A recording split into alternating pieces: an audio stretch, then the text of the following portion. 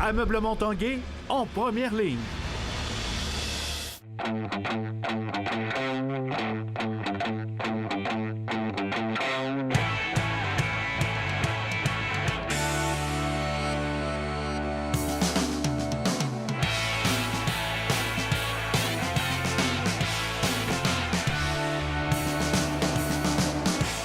À tous, un bon mardi. Bienvenue à l'Esprit sportif. Dans l'émission aujourd'hui, une rencontre avec le boxeur Sébastien Bouchard, quelques jours après sa victoire percutante au Casino de Montréal. Également, on parlera de la présentation de la 54e Coupe Vanier qui aura lieu à Québec dans quelques semaines. Mais d'abord, parlons de vos remparts qui disputent leur prochain match au Centre Vidéotron. C'est mercredi soir contre le Drakkar de Baie-Comeau. Les remparts qui sont privés de plusieurs joueurs réguliers, dont leur meilleur marqueur, Louis-Philippe Côté, et Derek Baribeau, le gardien numéro 1, qui seront absents de 3 à 6 semaines. Mais cela n'inquiète pas Patrick Roy. On l'a rencontré ce matin après l'entraînement de son équipe.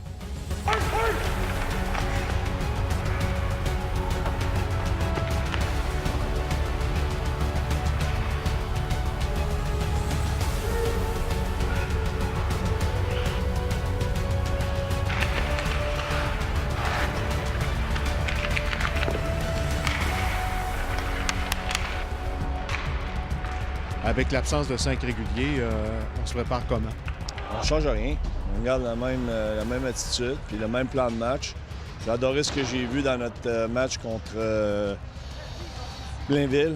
On a eu 25 chances de marquer. Puis dans les 25, là, on a eu plusieurs de très, très bonnes. On leur a montré ça aux joueurs. C'est juste maintenant, elle est peut-être un petit peu meilleure à l'entour du filet. La façon dont on veut jouer nos 2 contre 1, la façon dont on veut travailler là, dans certaines situations au niveau offensif. Bien, écoute, on fait des belles choses offensivement. C'est une question de temps, selon moi, avant qu'on marque des buts sur la route. Derrière la ligne des buts, ça lui revient, le tir à but! On affronte 3 très bonnes équipes. On commence demain avec Baie-Comeau, après ça Rimouski dans un programme double, puis on termine avec Rouyn-Noranda.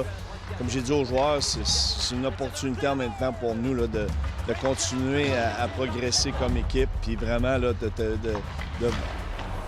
travailler fort, puis d'embrasser ce défi-là, puis de voir comment on va se comporter. Mais il va falloir les prendre un à la fois, puis on va commencer par demain soir contre Baie-Comeau. Il y a des joueurs qui vont prendre l'expérience plus vite que prévu. Ben oui, tout à fait. Puis je veux dire, écoute, je te dirais là, que dans ma façon de coacher soir après soir, j'ai pas peur de donner la chance, par exemple, à des Cormier, des Montreuil, la Framboise, les défis là, de jouer contre les meilleurs trios adverses. Puis je pense que c'est ça qui va les faire progresser. Puis je suis obligé de te dire que Fattaroli, Blackwell, Chouinard, Chavez, Savoie, je pense qu'ils deviennent tous meilleurs. Puis dans la blessure à Derek Baribeau, bien, Anthony va jouer des matchs, puis ça va peut-être même nous permettre de faire jouer d'autres gardiens de but. Pardonnez-nous, là, avec les gilets roses, c'est un peu plus difficile de voir sur le côté les numéros. Oui. Il est lancé devant le tir. Quel arrêt de la part de Maroney sur le retour! Tu t'as rassuré en fin de semaine? Ça performe à Blainville-Boisbriand, entre autres. Même dans la défaite contre les Saguenayens, il était très bon. Moi, j'ai trouvé qu'il a fait de bons arrêts. Puis, écoute, j'ai regardé dans le match. La même chose à Boisbriand, il était très, très bon. En troisième, là, écoute, on a créé un revirement, mais sincèrement, c'était pas un match de 2-1. Je sais qu'on a perdu 4-1 avec 2 filets déserts, mais c'était pas un match de 2-1 contre nous. C'était un match plus de 3 ou 4-1 pour nous. Je suis content parce que je trouve qu'Anthony mérite ça. Il travaille fort, il travaille bien, il mérite son break. Puis moi, je veux que Derek continue à travailler très fort. Je veux que Derek reste sharp. Parce que quand il va revenir au jeu, on n'attendra pas 2 semaines pour qu'il se remette en forme. On veut qu'il soit en forme quand il va revenir. Ça ressemble à quoi comme changement de trio pour demain soir? Bien, Caron va revenir jouer avec nous comme il a fait là, lors des 2 derniers matchs. Il a très bien joué. On est vraiment content de lui. Il forme un excellent trio là, avec Kourachev et Sergeyev. Puis Dubé va continuer à jouer avec Coxhead et Grouchy. Fattaroli va jouer avec la Framboise, puis Montreuil, puis Cormier. On va jouer à 7 défenseurs. Mais Mathieu est sur le point de revenir. D'après moi, probablement dimanche là, contre Rimouski à Québec. Évidemment, là, Robideau va revenir au jeu seulement là, lors du voyage, tandis que côté, ça va être mi-décembre, tout comme Baribeau au début décembre.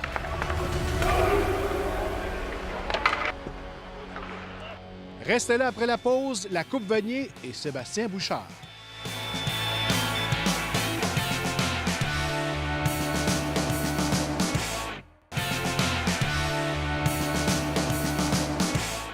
Parlons maintenant de football. Pour la 5e fois depuis 2009, l'Université Laval sera l'hôte de la Coupe Vanier, la grande finale du football universitaire canadien. Le grand rendez-vous aura lieu le 24 novembre prochain au PEPS.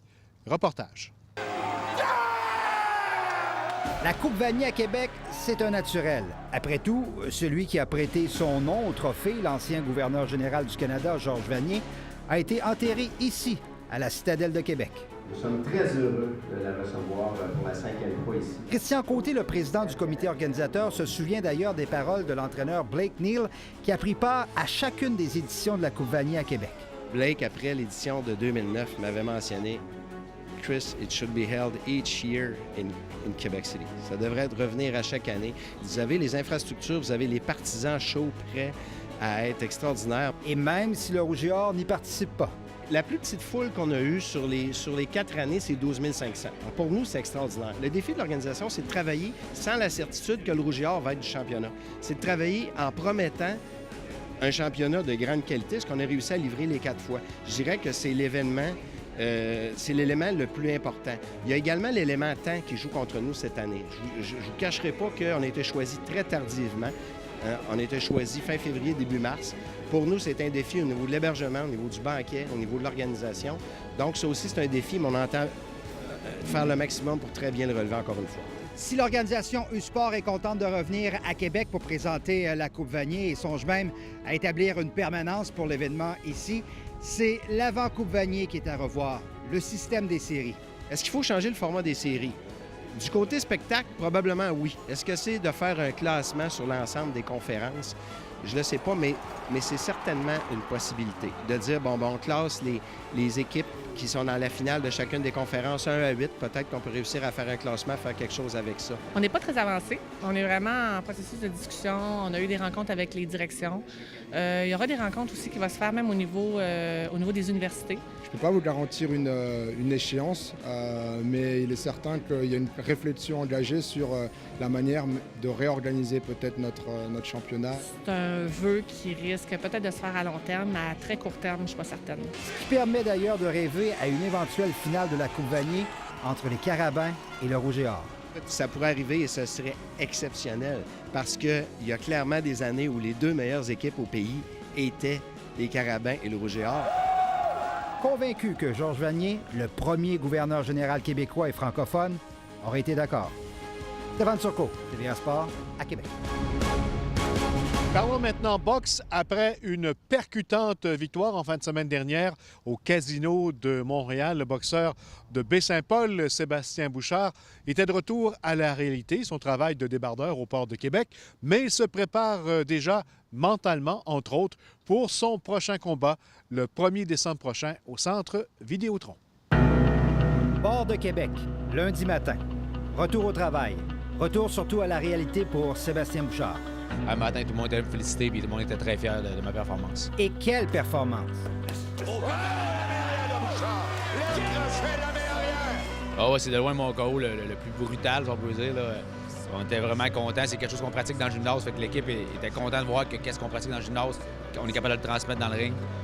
Écoute, on a envoyé un petit jab lazy, un changement de vitesse, jab direct en vitesse, en explosion. Puis les deux ont touché le menton, la pointe du menton. C'était assez brutal comme KO. Ça fait plusieurs mois, voire un an, qu'on travaille beaucoup pour ma base pour ramener mon X arrière qu'on appelle en langage de boxe, c'est garder mon poids vers l'arrière. On essaie de faire suivre mes jambes comme il faut. Puis dans le dernier mois, on mettait beaucoup l'emphase là-dessus de François. Puis ça s'est reflété dans le ring directement samedi. Cette victoire expéditive samedi lui a rapporté une bourse de 5 000 $ qu'il doit aussi partager avec son équipe d'entraîneurs et préparateurs physiques. La réalité de beaucoup de boxeurs, c'est la réalité du monde de la boxe. Tu sais, au hockey, tu vas avoir 50, 60, 80 games par année. T'es toujours dans le monde. Nous, on s'entraîne toute l'année pour 2, 3, 4 événements. Fait que c'est la réalité qui nous frappe. Après le combat, quelques jours, après ça, on retourne au travail. Puis c'est ça, c'est la réalité, je me répète, mais c'est la réalité de beaucoup de boxeurs au Québec. À 31 ans, il croit encore pouvoir toutefois se détacher du lot et vivre de son sport. Pas d'un monde rapproché, parce que je me bats contre la montre. À un moment donné, l'âge nous rattrape. On est là-dessus, écoute, avec mes commanditaires. On travaille fort là-dessus. Écoute, avec Jacques Tanguay, Sylvain Auger, Jet3 qui me commandite aussi. Puis plein d'autres commanditaires qui m'appuient à différents niveaux. On est là-dessus justement à former un petit consensus de commandite pour être peut-être capable de me permettre de vivre la boxe pendant quelques années pour être capable de se rendre au maximum de ce qu'on peut se rendre avec mes aptitudes. Parce que là, avec le peu de récupération, on néglige un petit peu certains aspects de l'entraînement. C'est ça, on essaie de mettre tout ça en place pour pouvoir optimiser l'entraînement. Avec 17 victoires en 18 combats professionnels, son prochain pourrait être son plus important en carrière lors du Gala à Québec le 1er décembre. Ça fait longtemps qu'on veut ça. Tout de suite après le combat, ils vont venir me voir sur le ring. Avec la performance que j'ai donnée, je pense qu'on lui a pas donné autre choix que de nous donner notre chance. Puis j'espère être en forme et être prêt pour le 1er décembre. Trouves-tu ça tough, combiner les deux? Là? En plus, tu es récemment père de famille.